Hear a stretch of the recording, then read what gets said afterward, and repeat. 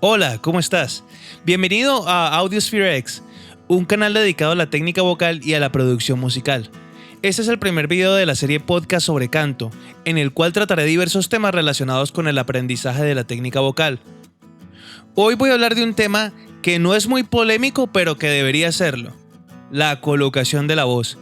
Mucha gente entiende de maneras muy distintas el concepto de colocación de la voz, y sin embargo, muy poca gente sabe qué es realmente la colocación de la voz. Hoy vamos a ver de dónde viene el término, qué es lo que busca la técnica de la colocación de la voz y algunos problemas que surgen de su implementación. Sin más que añadir, comencemos. Origen del término. El término colocación de la voz es una traducción literal del término inglés voice placement. Pero el término voice placement surge de la interpretación de la escuela inglesa del concepto italiano de impostación de la voz o impostazione della voce. En otras palabras, el concepto de impostación de la voz surgió primero en Italia dentro de la famosa escuela italiana y luego sería interpretado por la escuela inglesa como colocación de la voz. Por esta razón, algunas personas los utilizan como conceptos intercambiables y hasta cierto punto lo son. Veamos ahora qué es la impostación de la voz, cómo surgió el concepto y qué relación tiene con la colocación de la voz. Definición de impostación de la voz. La impostación de la voz o impostazione viene del italiano configuración, establecimiento, instalación. Entonces, podemos traducirlo como establecimiento de la voz o instalación de la voz, lo cual suena familiar a la idea de colocar la voz. Pero, ¿de dónde surge este concepto de instalar o establecer la voz? Veamos el contexto histórico-pedagógico. En el pasado, cuando los cantantes no tenían una forma objetiva de determinar cuándo estaban produciendo correctamente la voz, se fiaban principalmente de sus sensaciones vibratorias. ¿Y qué son las sensaciones vibratorias? Son vibraciones que se producen en diferentes partes del cuerpo como consecuencia de ciertos tipos de producción vocal. Es decir, si produzco la voz de una forma, voy a sentir las vibraciones en el paladar duro, o si produzco la voz de otra forma, voy a sentirlas en los senos paranasales. En pantalla pueden ver algunos de los lugares de nuestro cuerpo donde pueden aparecer esas vibraciones.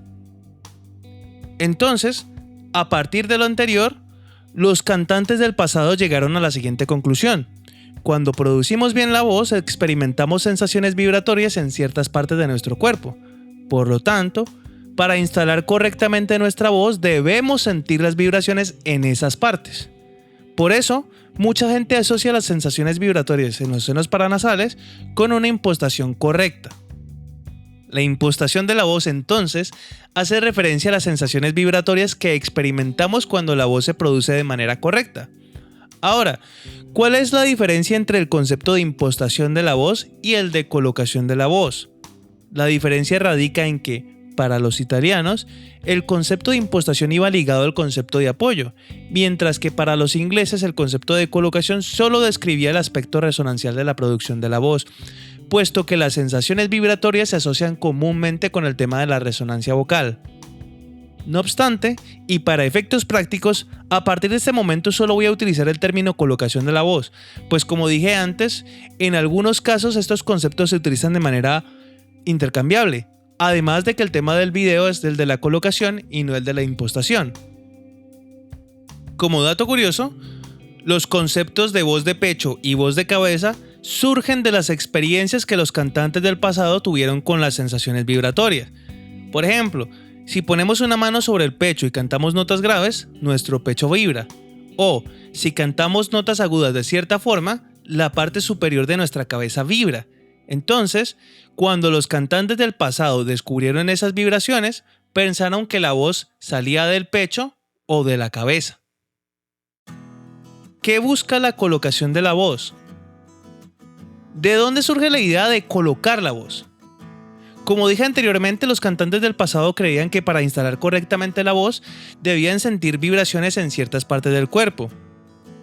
¿Y entonces cómo iban a lograr eso? Pues literalmente enviando su voz a esas partes. De esta creencia surgen frases como las siguientes: coloca tu voz más arriba, canta por encima de la nariz, lleva tu voz hacia la cabeza o lleva tu voz al paladar duro, etc. ¿Y para qué sirven estas frases? para producir la voz correctamente, ya que si llevamos la voz a esas partes van a vibrar, y si esas partes vibran, eso quiere decir que estamos cantando correctamente. Y voilà, esta es la razón por la que existe esta técnica. Pero, ¿qué es lo que pasa realmente cuando colocamos la voz? ¿Qué es lo que realmente busca esta técnica? Lo que realmente busca es aumentar la interacción entre la fuente y el filtro, pues a mayor interacción entre estos dos elementos, más eficiente será la producción de la voz. Ahora, una pequeña aclaración. La fuente es la laringe, que es donde se produce el sonido fundamental, y el filtro es el tracto vocal, que es el espacio en el que el sonido fundamental se amplifica. Al tracto vocal se le conoce comúnmente como resonadores. ¿Y cómo va a lograr la colocación aumentar la interacción fuente-filtro? A través del uso de un lenguaje metafórico que active los mecanismos de producción vocal adecuados. En otras palabras, cuando escuchamos instrucciones como coloca tu voz más arriba o envía tu voz al frente, lo que el profesor quiere es que nosotros experimentemos las sensaciones vibratorias adecuadas, que son el resultado de una mayor interacción entre la fuente y el filtro, que a su vez son el resultado de la puesta en marcha de los mecanismos de producción vocal correctos. Una voz se considera bien colocada o colocada correctamente cuando la interacción entre la fuente y el filtro es óptima. Cuando la voz está colocada correctamente es percibida como resonante y fácil de producir.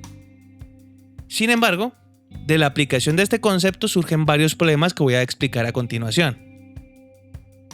Los problemas asociados al concepto de colocación de la voz.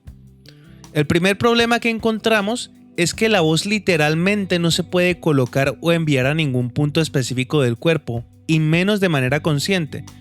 ¿Por qué? Por la forma en la que el sonido se propaga en el aire. Cuando producimos un sonido a nivel de las cuerdas vocales, este sonido empieza a viajar y a abarcar todos los espacios del tracto vocal, también conocido como resonadores. Porque como ya sabemos, el sonido se propaga esféricamente en el aire, es decir, en todas direcciones. Por eso, por más que uno trate de enviarlo hacia un lugar específico del cuerpo, no va a poder. Tendría que desafiar las leyes de la física para poder hacerlo. El segundo problema es el de inversión del procedimiento. ¿A qué me refiero con esto? Veamos. La técnica de la colocación busca una producción vocal adecuada a través de provocar ciertas sensaciones vibratorias en ciertas partes del cuerpo. Pero, ¿qué es lo que pasa en la vida real? Que primero hay que producir la voz correctamente para que aparezcan las sensaciones vibratorias correctas y no al revés.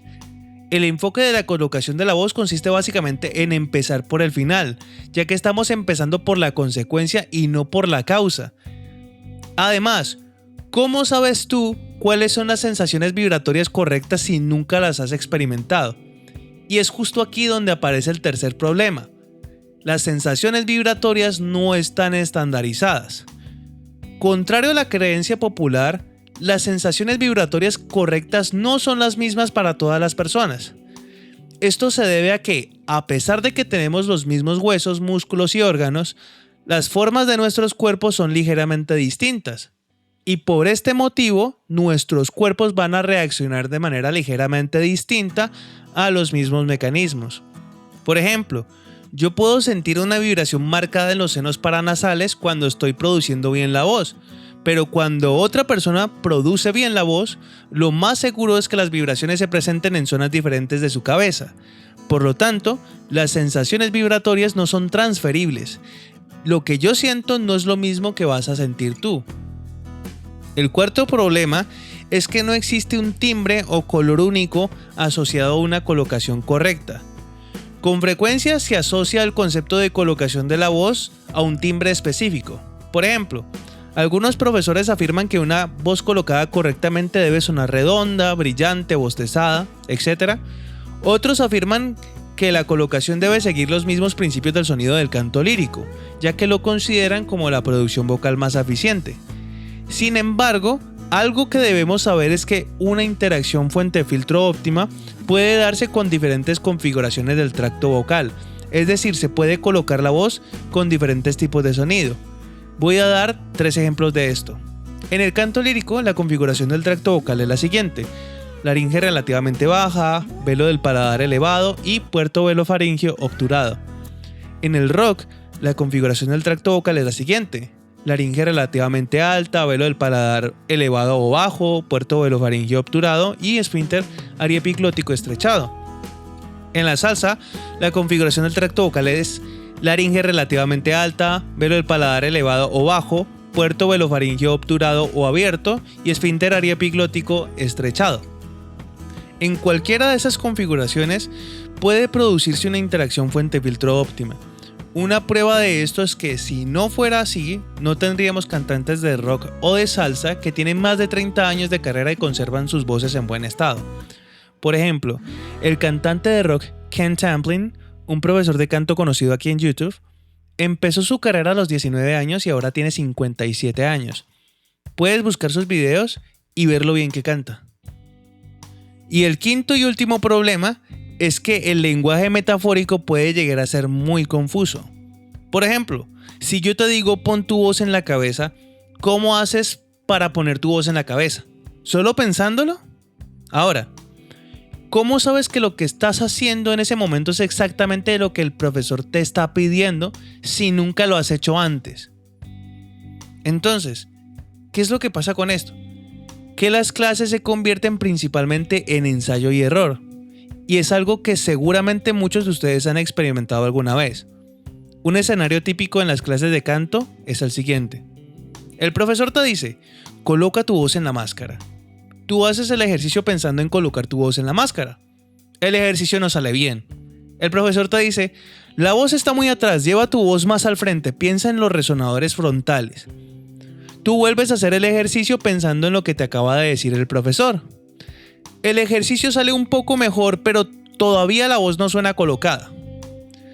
El profesor te dice, estuvo mejor, pero todavía sigue estando muy atrás. Y siguen haciendo lo mismo y lo mismo y lo mismo hasta que en algún momento la voz se coloca. El proceso entonces se alarga más de lo que debería. En algunos casos se alarga demasiado, hasta el punto en el que el estudiante se puede sentir tan frustrado que abandona las clases, cosa que he visto varias veces. En otros casos se termina pagando más y perdiendo mucho tiempo por algo que realmente no es tan difícil de hacer. Por otra parte, el uso del lenguaje metafórico puede crear otro problema, que el cantante termine creyendo que la imagen es el mecanismo. Es decir, que termine creyendo que realmente se puede llevar la voz a donde uno quiere, que la voz se puede colocar en la cabeza, que la voz se puede colocar en la máscara, etc.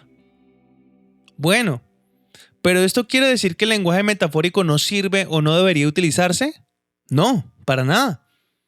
El aprendizaje del canto puede llegar a ser tan abstracto que el lenguaje metafórico nos ayuda a darle forma y significado a lo que estamos haciendo. ¿Y por qué puede llegar a ser tan abstracto? Porque al contrario de otros instrumentistas, nosotros no vemos una buena parte de nuestro instrumento. Nosotros no podemos ver cuando se mueven las cuerdas vocales cuando producimos cierto tipo de sonido. O no podemos ver las formas que toma la laringe cuando realizamos ciertos tipos de fonación. Entonces, la imaginación y la metáfora juegan un papel importante en el aprendizaje y la aprehensión de los conceptos técnico-vocales. Por este motivo, es fundamental entender que la imagen no es el mecanismo. Es importante crear imágenes para darle forma a lo que estamos aprendiendo, pero debemos tener en cuenta que esas imágenes no son lo que realmente está pasando en nuestro cuerpo. Además, algunas imágenes pueden ayudarnos más que otras, así que no tengas miedo de repensar tus imágenes si ves que no estás teniendo los resultados que quieres. Conclusiones. La colocación de la voz es una técnica vocal que busca aumentar la interacción entre la fuente y el filtro a través del uso de un lenguaje metafórico que active los mecanismos de producción vocal adecuados. Sin embargo, hay muchas cosas que hemos asociado al concepto de colocación que no son ciertas, como que la voz se puede enviar a voluntad a diferentes puntos del cuerpo o que las sensaciones vibratorias, resultado de una buena colocación, son iguales para todo el mundo. Saber esto te ayudará a entender el porqué de muchas situaciones que experimentaste durante las clases de canto cuando intentaste colocar la voz. Pero, ¿qué pasa si te digo que colocar la voz se puede hacer de manera mucho más fácil? Pensaba en este video explicar cómo se puede colocar la voz fácilmente, pero sería más largo de lo que ya es. Así que en un futuro próximo haré un tutorial sobre cómo colocar la voz correctamente. Muchas gracias por escuchar el podcast. En pantalla puedes encontrar mi perfil de Fiverr, donde ofrezco composición de música para videojuegos y clases de songwriting o composición. Próximamente subiré una oferta para clases de canto online. Si tienes alguna duda sobre canto, puedes dejarla en la caja de comentarios y con gusto te responderé. Nos vemos en el próximo podcast.